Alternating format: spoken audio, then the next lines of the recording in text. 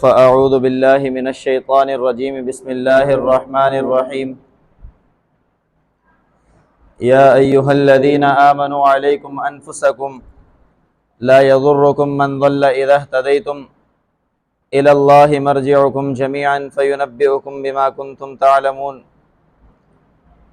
صدق الله العلي العظيم ونحن على ذلك لمن الشاهدين والشاكرين والحمد للہ رب العالمین۔ میرے معزز سامعین، میرے عزیز طلبہ، السلام علیکم ورحمۃ اللہ وبرکاتہ۔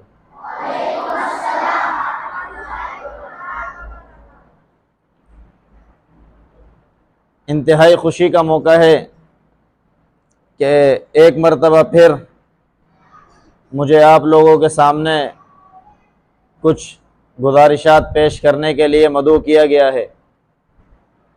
دعا ہے کہ اللہ رب العزت صحیح بات کہنے کی توفیق عطا فرمائے، مجھے اور آپ کو اس پر عمل کرنے کی توفیق عطا فرما دیں۔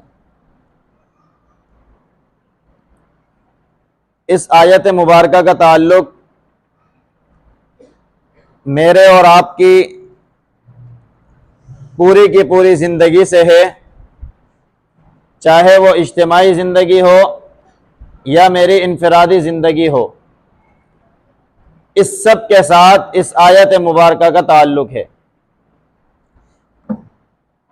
اس آیت مبارکہ کے اندر اللہ رب العزت نے مجھے اور آپ کو یہ پیغام دیا ہے کہ سب سے پہلے اس دنیا میں زندگی گزارنے کے لیے اور بہترین انعامات حاصل کرنے کے لیے میں سب سے پہلے اپنی فکر کر لوں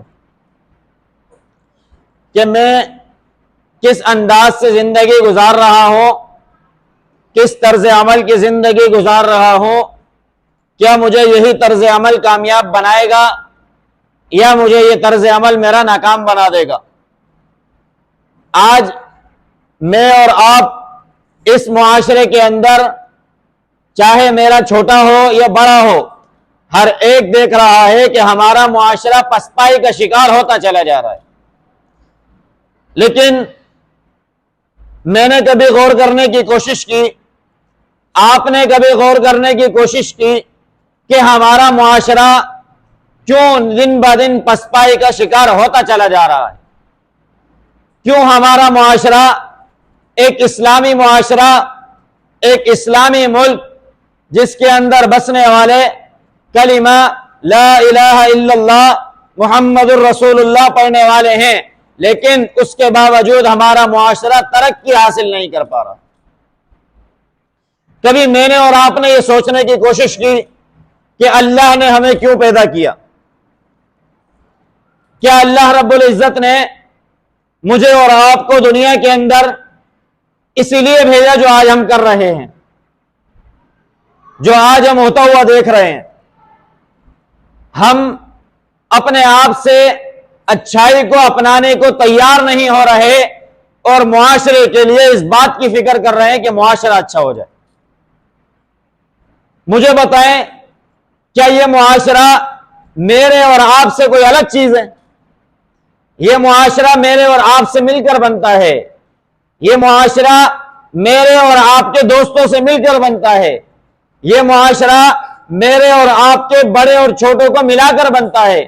اگر اس معاشرے کے اندر خود میں صحیح نہ ہوں، آپ صحیح نہ ہو، ہمارے بڑے اور چھوٹے صحیح نہ ہو، اور ہم یہ کہتے رہیں کہ ہمارا معاشرہ صحیح نہیں ہے، تو مجھے بتائیں یہ اعتراض صحیح ہے یا غلط ہے؟ ہم معاشرے کے صحیح نہ ہونے کا شکوہ اس وقت کریں کہ جب ہمیں خود یہ بات یاد ہو کہ میں صحیح ہوں یا غلط ہوں۔ جب میں نے خود کوشش نہیں کی کہ میں صحیح ہوں یا نہیں ہوں، جب میں نے خود اس بات کی کوشش نہیں کی کہ کیا میں کس مقصد کے لیے پیدا کیا گیا ہوں، تو مجھے پھر اس بات کا شکوہ کرنے کا کوئی حق نہیں۔ سب سے پہلے جاننا چاہیے کہ اللہ نے مجھے کیوں پیدا کیا۔ اللہ نے مجھے پیدا کیا سورۃ المؤمنون کی آخری آیتوں کے اندر، افحسبتم انما خلقناکم عبثا، کیا تم نے گمان کیا ہے کہ اللہ نے تمہیں بیکار پیدا کیا ہے؟ اللہ نے بیکار پیدا نہیں کیا۔ اللہ نے مجھے اور آپ کو ایک بلند ترین مقصد دے کر بھیجا ہے. اللہ نے مجھے اور آپ کو ایک عظیم مقصد کے لیے بھیجا ہے. اللہ نے مجھے اور آپ کو اس دنیا کے اندر حکمرانی کرنے کے لیے بھیجا ہے. اللہ رب العزت نے مجھے اور آپ کو اس دنیا کے اندر ظلم اور بربریت کے نظام کو ختم کرنے کے لیے بھیجا. سورۃ الذاریات کے اندر اللہ رب العزت نے فرمایا وما خلقت الجن والانس الا لیعبدون. میں نے تو انسانوں کو صرف اور صرف اپنی عبادت کے لیے پیدا کیا کہ انسان میری بندگی کرے. میری بندگی کے علاوہ انسان کی زندگی کے اندر کوئی اور مشغلہ نہیں ہونا چاہیے. کسی نے خوب کہا ہے زندگی بے بندگی شرمندگی. زندگی کے اندر بندگی نہیں ہوگی تو صرف اور صرف شرمندگی ہوگی. کہ زندگی کی ہر پہرائی کے اندر میں دیکھوں کہ میں کس کو فالو کرتا ہوں, کہ کیا میں ان لوگوں کو فالو کرتا ہوں جو اللہ کا خوف رکھنے والے ہیں, کیا میں ان لوگوں کو فالو کرتا ہوں یا جو دنیا کے اندر ظلم کرنے والے ہیں. میں اور آپ اس کا محاسبہ کر سکتے ہیں. تو اسی لیے اللہ کی بندگی کے اندر یہ بات شامل ہے کہ ہم اس نظام کو بدلنے کے لیے کھڑے ہو جائیں. علیکم انفسکم جو آیت میں نے آپ کے سامنے تلاوت کی کہ سب سے پہلے میں اور آپ اپنی فکر کر لیں کہ میں صحیح ہوں یا غلط ہوں. اس کے اندر یہ بات شامل ہے کہ امر بالمعروف و نہی عن المنکر, کہ دوسروں کو نیکی کا حکم دو اور برائی سے روکو. اپنی فکر تو کرنی ہے, اپنی فکر کے ساتھ ساتھ جو میرے ذمہ کام لگا ہے میں نے وہ بھی کرنا ہے. حضرت ابوبکر صدیق رضی اللہ تعالی عنہ نے صحابہ سے پوچھا کہ آپ اس آیت کے بارے میں کیا کہتے ہیں کہ علیکم انفسکم, کہ تم پر صرف تمہارا نفس ہے, کہ تم اپنے نفس کی فکر کر لو. اس کا کیا مطلب ہے؟ انہوں نے کہا یہی مطلب ہے کہ اپنے نفس کی فکر کر لو. حضرت ابوبکر صدیق رضی اللہ تعالی عنہ نے فرمایا یہ بات بھی اس میں شامل ہے کہ اذا رأوا الظالم, کہ جب تم ظالم کو دیکھو تو اس کو اپنے دونوں ہاتھوں سے روکنے کی کوشش کرو. اگر ایسا نہیں کرو گے تو اوشک ان یعمہم اللہ بعقاب من, قریب ہے کہ یہ سارا کا سارا معاملہ آپ سب کو بھی آ گھیرے گا. میں اور آپ اگر ابھی چھوٹے درجے میں ہیں, پڑھ رہے ہیں, تعلیم حاصل کر رہے ہیں, ابھی سے اپنی تربیت کریں کہ میں ظلم ہوتا ہوا نہیں دیکھوں گا, میں کسی کے اوپر زیادتی ہوتی ہوئی نہیں دیکھوں گا. میرے ساتھ میرا کلاس فیلو ہے تو میں اس کے متعلق جھوٹ اور غلط گمانی نہیں کروں گا. کوئی میرے ساتھی کو غلط کہے گا تو میں برداشت نہیں کروں گا. اور پھر اپنے معاملات کو بڑوں کے مشورے کے بغیر چلانا یہ دین اور اسلام کی تعلیمات کے خلاف ہے.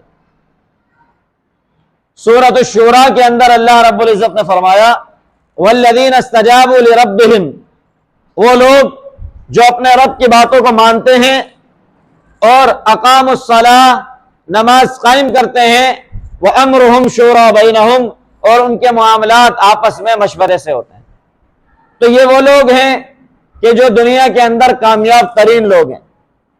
جو دنیا کے اندر نماز قائم نہ کرے, اللہ کی بات کے اوپر لبیک نہ کہے اور اپنے بڑوں سے مشورہ نہ کرے, وہ لوگ دنیا کے اندر ترقیاں نہیں کر پاتے. آپ اپنے کیٹیگری کے بچوں میں, طلبہ میں یہ بات نوٹ کر کے دیکھ لیے گا کہ جو طالب علم, جو اسٹوڈنٹ اپنے ٹیچر سے مشورے کے بغیر آگے چلتا چلا جائے, جو بچہ اپنے والدین سے مشورہ کیے بغیر اپنی زندگی کو چلاتا چلا جائے اور اپنے پیسے کو جو اس کے والدین اس کو زیادہ دے رہے ہیں بے دھڑک بغیر مشورے کے استعمال کرتا چلا جائے, تو وہ بچہ دنیا کے اندر کبھی بھی اپنے آپ کو بڑا مقام پر نہیں پہنچا سکتا. کیا وجہ ہوئی کہ اس نے ابتدا سے لے کر انتہا تک اپنے معاملات کو بڑوں کے سامنے نہیں رکھا. میرا قرآن, میرا اسلام, میرا ایمان, میرے نبی کی تعلیمات مجھے اس بات کی طرف مدعو کرتی ہیں, بلاتی ہیں کہ میں اپنے بڑوں کے ساتھ منسلک رہوں.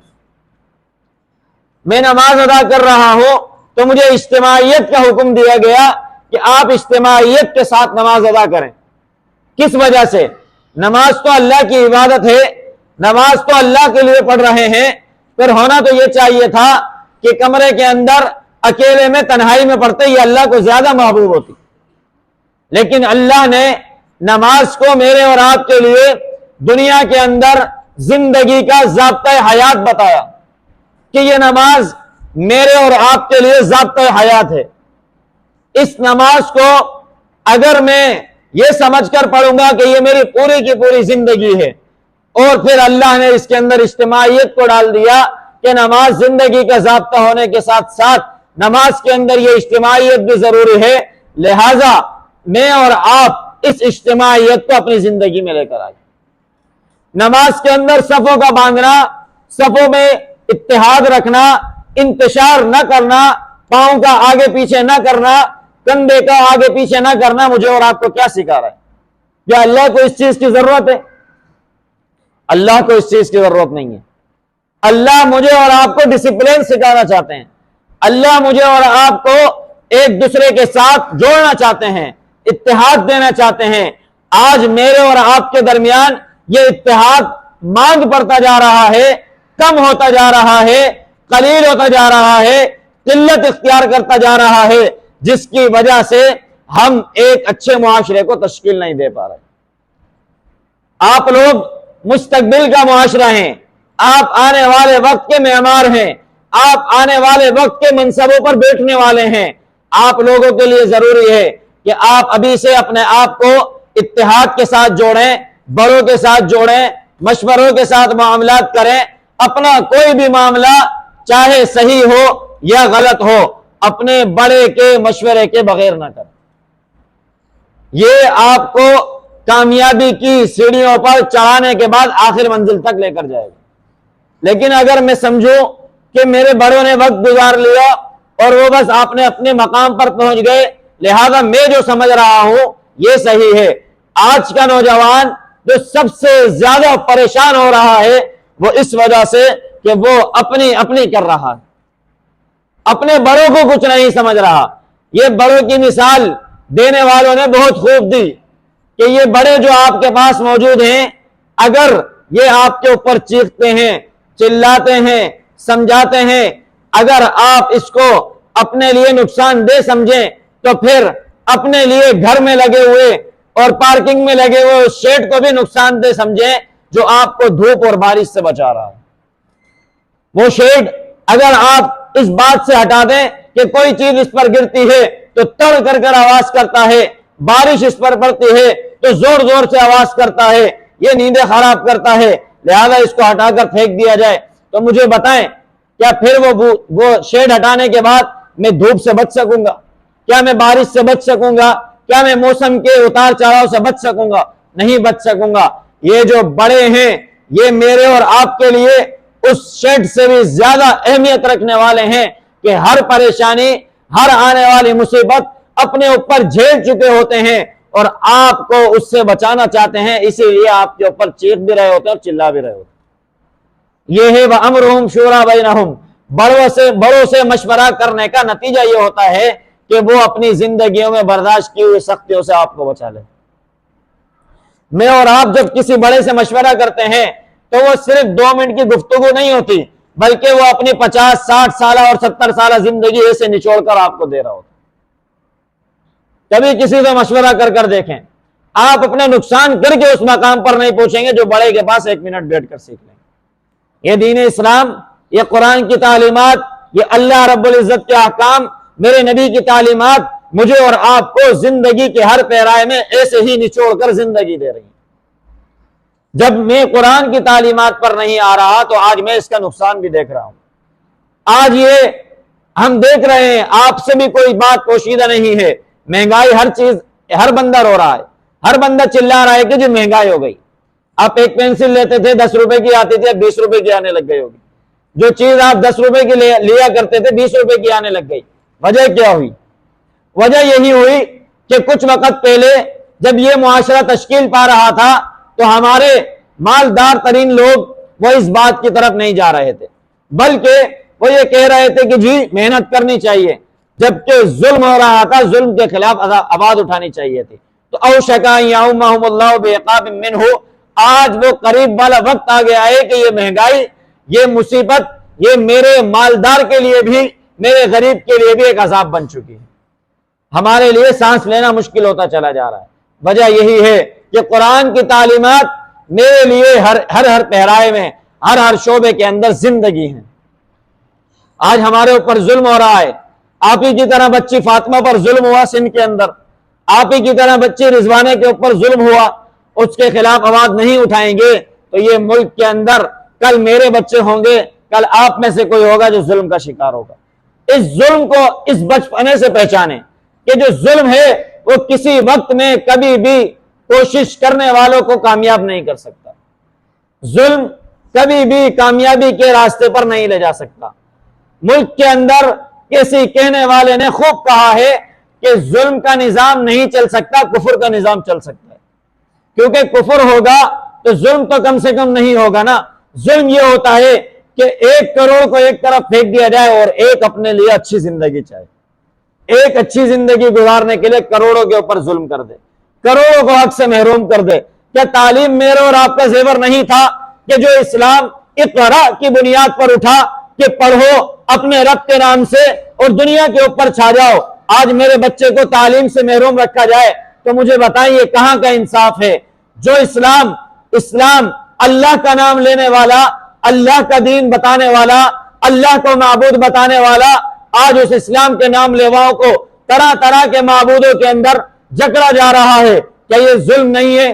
محمد الرسول اللہ پڑھنے والوں کو، جن کو ایک نبی کی سیرت دی گئی کہ اس ایک نبی کی سیرت کے اوپر آ جانا کامیابی تمہارا مقدر بن جائے گی، اس ایک نبی کی سیرت پر چلنے والوں کو طرح طرح کی مختلف قسم کی سیرتوں سے واقف کرایا جا رہا ہے، تو مجھے بتائیں میں اور آپ کامیاب ہو جائیں گے؟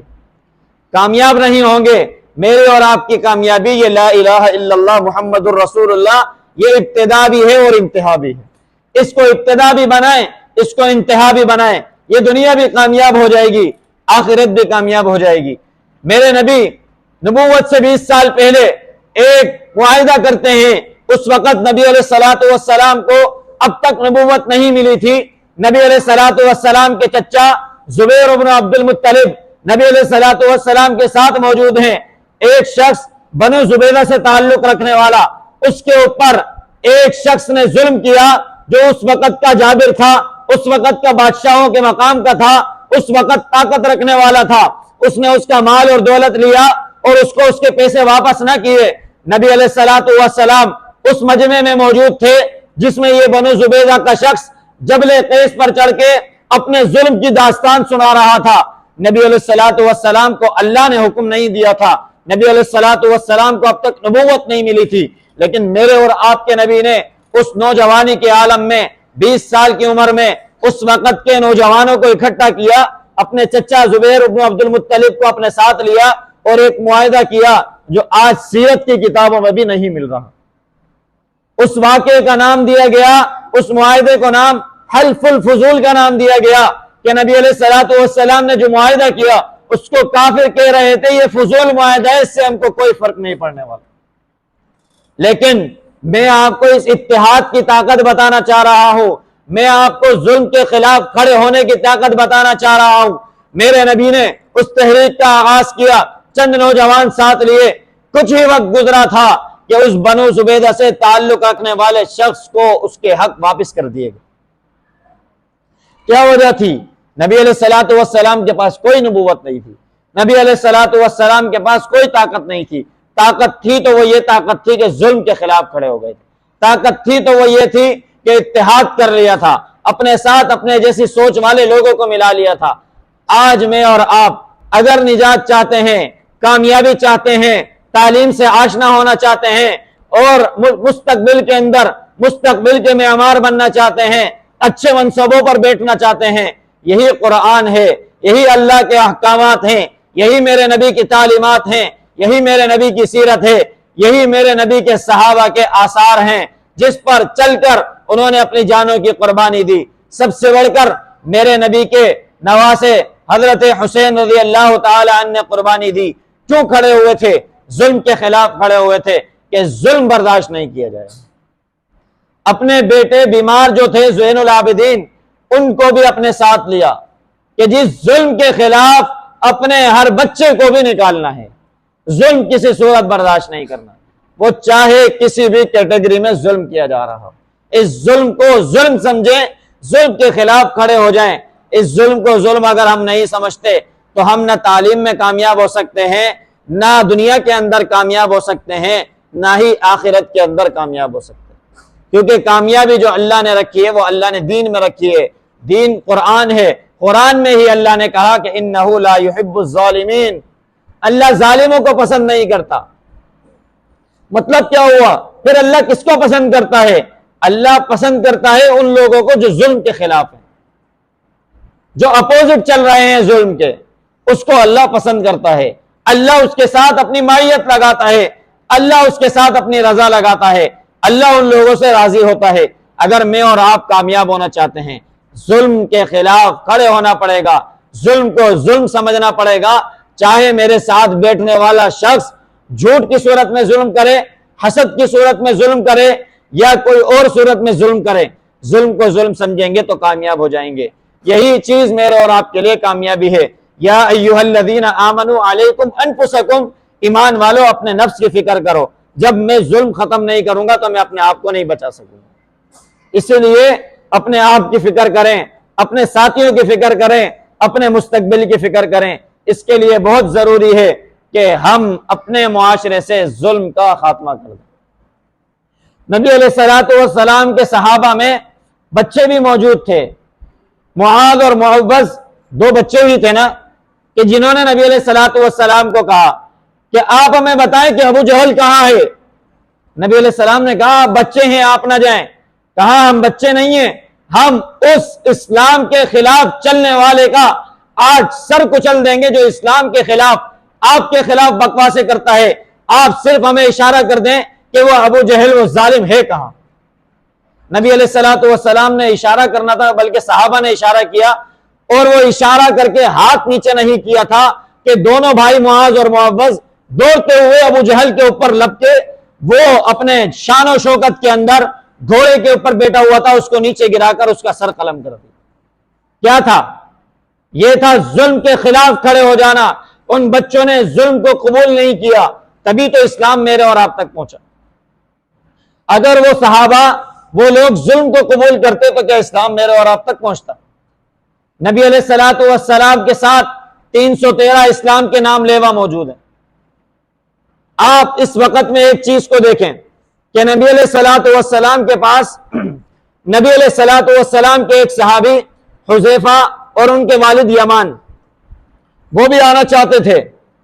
مسلمانوں کی تعداد 313 تھی، اگر وہ دونوں ساتھ شامل ہو جاتے تو تعداد 315 ہو جاتی، لیکن جس وقت وہ آ رہے تھے تو ان کو ابو جہل نے روک لیا اور کہا کہ آپ اگر آگے جائیں گے تو اسلام کی طاقت میں اضافہ کریں گے، لہذا آپ کو آگے نہیں جانے دیا جائے گا۔ انہوں نے کہا ہم آپ سے وعدہ کرتے ہیں کہ آپ ہمیں جانے کی اجازت دیں، ہم آپ کے خلاف جنگ میں شریک نہیں ہوں گے۔ اس نے کہا ٹھیک ہے، وعدہ کیا اور جانے دیا۔ نبی علیہ الصلوۃ والسلام کے پاس پہنچے، نبی علیہ الصلوۃ والسلام کو بتایا کہ ہم فلاں فلاں شخص سے وعدہ کر کے آئے ہیں کہ ہم اس کے خلاف جنگ میں شریک نہیں ہوں گے۔ نبی علیہ الصلوۃ والسلام نے کہا کہ پھر تم اس جنگ میں ہرگز شریک نہیں ہو سکتے، کیونکہ تم نے وعدہ کیا اور مسلمان وعدہ خلافی نہیں کرتے۔ ایک ظلم وہ تھا جو وہ اسلام کو پھیلنے سے روک رہے تھے، اگر یہاں وعدہ خلافی کر دی جاتی تو ایک ظلم اور یہ ہو جاتا۔ نبی علیہ الصلوۃ والسلام نے ان دونوں کو اسلام کی طاقت میں اضافہ کرنے نہیں دیا، بلکہ کہا کہ آپ دونوں مجھ سے ملنے آئے ہیں، میری زیارت کریں اور بیٹھ جائیں۔ ان کو یہ بھی شرف لینے نہیں دیا کہ آپ اس جنگ کے دوران پانی اور کھانا لانے کا کام کر لیں، بلکہ کہا آپ نے کہا ہے کہ جنگ میں شریک نہیں ہوں گے تو کسی بھی حد تک آپ شریک نہیں ہو سکتے۔ کیا سبق دیا؟ کہ کسی بھی پہرائے میں ظلم برداشت نہیں کرنا۔ وعدہ خلافی کرتے تو ان کافروں کے ساتھ ظلم ہوتا، یہ ظلم نبی علیہ السلام نے برداشت نہیں کیا اور جنگ میں شریک نہیں کیا۔ اور دوسری طرف خود ظلم کے خلاف نکلے ہیں، ان کافروں کے خلاف جو اسلام کو پھیلنے نہیں دے رہے۔ مسلمانوں کی تعداد کم تھی، مال اور دولت کم تھا، لڑنے کے لیے ساز و سامان نہیں تھا۔ مسلمانوں کے پاس کتنے گھوڑے تھے؟ 2 گھوڑے تھے، 8 تلواریں تھیں، 80 اونٹ تھے۔ مسلمانوں کی تعداد 313 تھی اور وہاں ہزاروں کا لشکر تھا جو ساز و سامان کے ساتھ لیس تھا، لیکن اتنی شدت کے باوجود نہ ظلم کے خلاف اتنا سا بھی کوئی کام کرنے نہیں دیا گیا۔ وعدہ خلافی جو آج ہم وقتاً فوقتاً کر رہے ہیں، نبی علیہ الصلوۃ والسلام نے اس اسلام کے پہلے مارکے کے اندر یہ سبق دیا کہ وعدہ خلافی نہیں کریں۔ میں اور آپ تھوڑے تھوڑے معاملے پر وعدہ خلافی کرتے ہیں، کیا یہ وعدہ خلافی ظلم نہیں ہے؟ کیا یہ جھوٹ بولنا ظلم نہیں ہے؟ کیا حسد کرنا ظلم نہیں ہے؟ کیا کسی کے اوپر جبر کرنا، ظلم کرنا، زیادتیاں کرنا یہ ظلم نہیں ہے؟ آج ہم میں سے ہر شخص ظلم کر رہا ہے، اسی لیے ہم سارے کے سارے اوشک ان یعمہم اللہ بعقاب منہ، وہ جو قریب زمانہ تھا کہ تم سب کو یہ ظلم گھیر لے گا، آج وہ زمانہ ہے۔ اللہ سے رجوع کریں، اللہ سے توبہ کریں، اللہ کی بارگاہ میں جھک جائیں، اللہ کے آگے سر بسجود ہو جائیں۔ والذین استجابوا، اللہ فرماتے ہیں کہ جو اللہ کی بات پر لبیک کہتے ہیں، اللہ ان کی باتوں کو قبول کرتے ہیں۔ اذ تستغیثون ربکم، جب تم اپنے رب کو بلاؤ گے، فاستجاب لکم، اللہ تمہاری مدد کو آ جائیں گے۔ اللہ مدد کو کب آتے ہیں؟ اللہ مدد کو جب آ جاتے ہیں جب بندے کو احساس ہو جائے کہ میں نے ظلم کر لی، میں نے زیادتی کر لی، میں نے اپنے آپ کی قدر نہ کی، اللہ ہماری مدد کو آ جا۔ اس وقت بدر میں مسلمانوں نے پکارا، اللہ نے مدد کی، بِأَلْفٍ مِّنَ الْمَلَائِكَةِ مُرْدِفِينَ، اللہ نے ہزاروں کی تعداد میں فرشتے اتارے۔ آج میں اور آپ کامیاب ہونا چاہتے ہیں تو صرف اور صرف فضائے بدر پیدا کر، فرشتے آج بھی تیری نصرت کو اتر سکتے ہیں، قطار اندر قطار اب بھی، فرشتے آج بھی اترنے کے لیے تیار ہیں، فرشتے ہر لمحہ بےتاب ہیں کہ ہم مسلمانوں کی مدد کریں۔ لیکن مسلمان بھی تو ایسے بنے نا کہ وہ فرشتوں کو لانے والے ہوں، اللہ کو راضی کرنے والے ہوں۔ اللہ راضی ہو جائیں گے، اللہ اتنے سخت نہیں ہیں، اللہ تو چاہتے ہیں کہ بندہ میرے پاس آ کر ایک لفظ کہے، ایک مکھی کے سر کے جتنا آنسو بھی نکال دے تو اللہ رب العزت اس کو باہوں میں لے لیتے ہیں، اللہ سینے سے لگا لیتے ہیں، اللہ کی رحمت ڈھانپ لیتی ہے۔ لیکن اگر ہم اللہ کے راستے کو چھوڑ کر کہیں اور جاتے رہیں گے تو یاد رکھیں، ان اللہ عزیز حکیم، فَإِن زَلَلْتُم مِّن بَعْدِ مَا جَاءَتْكُمُ الْبَيِّنَاتُ، اللہ کے دین آ جانے کے بعد، اللہ کی واضح تعلیمات آ جانے کے بعد اللہ کی تعلیمات کی طرف جھکاؤ نہیں کریں گے تو فَإِنَّ اللَّهَ عَزِيزٌ حَكِيمٌ، اللہ رب العزت زبردست ہیں، غالب ہیں، حکمت والے ہیں، اللہ سب کو پکڑ لے۔ لہٰذا یہ قرآن ہر پیرائے میں ہدایت ہے، ہر معاشرے کے لیے کامیابی ہے، بچپنے میں بھی کامیابی ہے اور بڑے ہو کر بھی کامیابی ہے۔ یہی بچپنا مجھے اور آپ کو زندگی کے بلند ترین مقامات پر پہنچانے کے لیے ایک بہت بڑی بنیاد ہے۔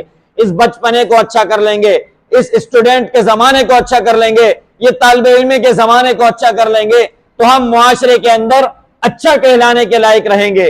آپ نے کسی بڑے شخص کی تعریفات سننے کے لیے کبھی اس کے ٹیچر سے پوچھیں، وہ کہے گا کہ جی تعلیم حاصل کرنے کے زمانے میں، اپنے زمانے طالب علمی کے اندر بھی بڑا با ادب تھا، بڑا با اخلاق تھا، اساتذہ کی عزت کرنے والا تھا، اساتذہ سے مشورے کرنے والا تھا، اساتذہ کے آگے کھڑے ہونے والا نہیں تھا، اساتذہ کے آگے اپنی نظروں کو جھکانے والا تھا، اسی لیے یہ کامیاب ہو گیا، اسی لیے اس نے بلندیوں کو چھو لیا، بلندیوں پر پہنچ گیا۔ اگر ہم آج اسٹوڈنٹ اساتذہ کی عزت نہ کریں تو پھر میں اور آپ کامیاب نہیں ہو سکتے، کیونکہ با ادب با نصیب، بے ادب بے نصیب، جو با ادب ہوگا وہ نصیبوں کو پائے گا۔ نصیب یہی ہے کہ اللہ نے جو مقدر میں چیز لکھی ہے اس کو حاصل کر لیں، اگر بے ادب بنیں گے تو مقدر میں آئی ہوئی چیز کو اپنے ہاتھ سے ٹھکرا دیں گے۔ بے ادب بن کر اللہ کی دی ہوئی اس نعمت کی ناقدری نہ کریں۔ یہی پیغام میرا آپ کو اس وقت ہے کہ اپنے اس زمانے کو قیمتی بنا لیں، اس زمانے میں جو جو چیزیں حاصل ہو رہی ہیں ان کو حاصل کر لیں، کیونکہ آپ مستقبل کے اندر اس ظلم کے خاتمے کے لیے ایک بہت بڑی بنیاد ہیں۔ اگر آپ لوگ آج اپنے آپ کو اچھا ثابت کریں گے، اس زمانے طالب علمی کے اندر اچھا ثابت کر سکیں گے تو مستقبل میں آپ ہی لوگ اس ظلم کو ختم کر سکیں گے۔ دعا ہے کہ اللہ رب العزت خود مجھے بھی ان باتوں پر عمل کرنے کی توفیق عطا فرمائے، آپ تمام میں سے ہر ایک کو عمل کی توفیق عطا فرما دے۔ وآخر دعوانا ان الحمدللہ رب العالمین۔ الحمدللہ رب العالمین والعاقبۃ للمتقین والصلاة والسلام علی سید الانبیاء والمرسلین۔ اللہم انت السلام ومنک السلام تبارکت یا ذا الجلال والاکرام۔ اللہ کریم ہمارے یہاں بیٹھنا اپنی بارگاہ عالیہ میں قبول فرما۔ اللہ کریم ان طالب علموں کا بیٹھنا اپنی بارگاہ عالیہ میں قبول فرما۔ یا اللہ اس انتظام کو کرنا اپنی بارگاہ عالیہ میں قبول فرما۔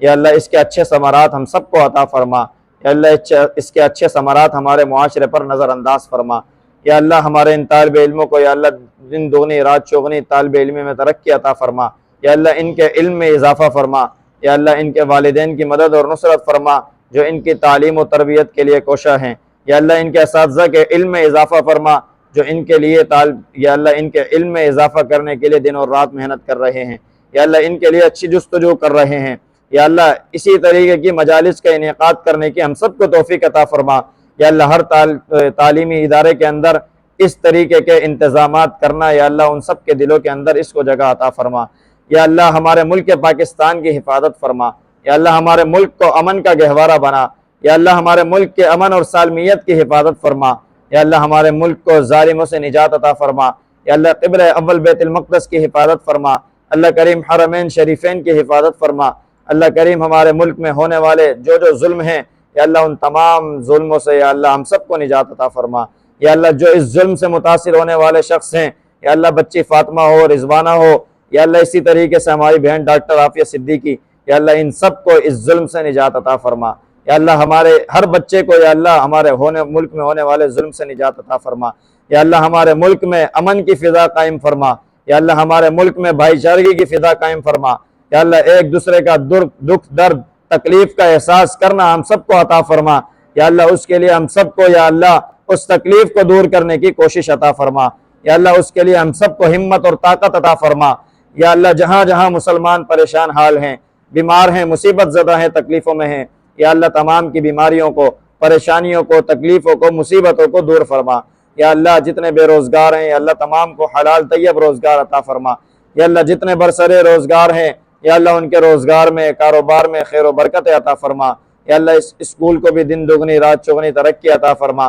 یا اللہ جتنے پیارے ہمارے اس دنیا سے چلے گئے اللہ سب کی کامل بخشش فرما، اللہم رب ارحمہما کما ربیانی صغیرا، وصلی اللہ تعالی علی رسول خیر خلقہ محمد وعلی آلہ واصحابہ اجمعین، آمین برحمتک یا